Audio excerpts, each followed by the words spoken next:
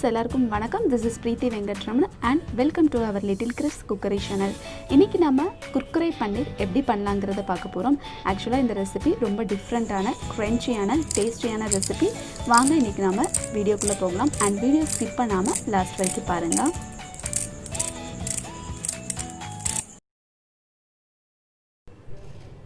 First பன்னீர் எடுத்துக்கோங்க. அதை இந்த மாதிரி சின்ன சின்ன பீசஸா கட் பண்ணி எடுத்து வச்சுக்கோங்க.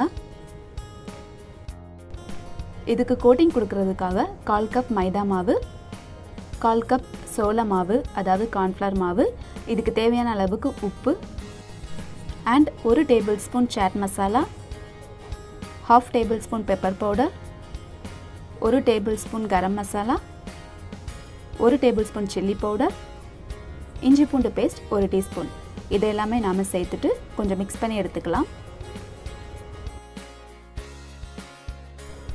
இதை இப்போ நாம பேஸ்ட் மாதிரி ரெடி பண்ணிக்கலாம்.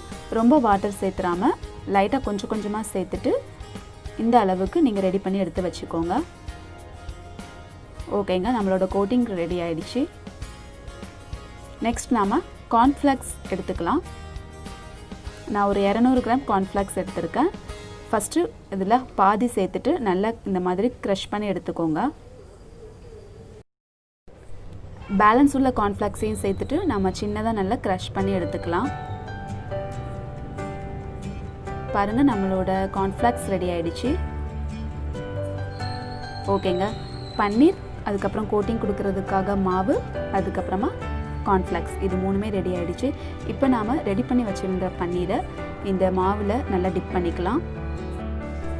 தென் கார்ன்ஃப்ளேக்ஸில் சேர்த்துட்டு இது ஃபுல்லாக டிப் பண்ணி எடுத்துக்கோங்க.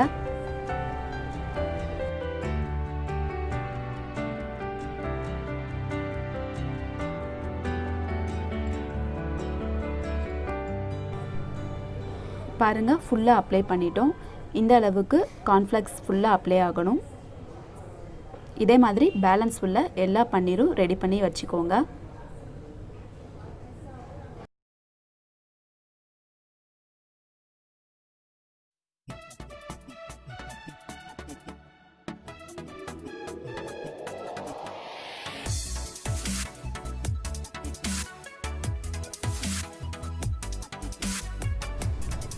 பன்னீர் ஃபுல்லாக கோட்டிங் கொடுத்து எடுத்தாச்சு.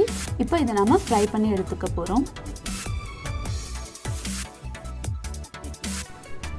ஒரு பேனில் ஆயில் சேர்த்துக்கலாம்.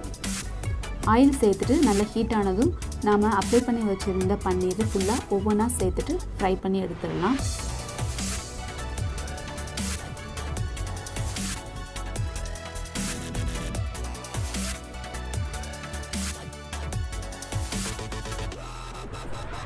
நல்லா கலர் சேஞ்ச் ஆகிற வரைக்கும் 2 சைடும் திருப்பி போட்டுட்டு ஃபுல்லாக ஃப்ரை பண்ணி எடுத்துக்கோங்க.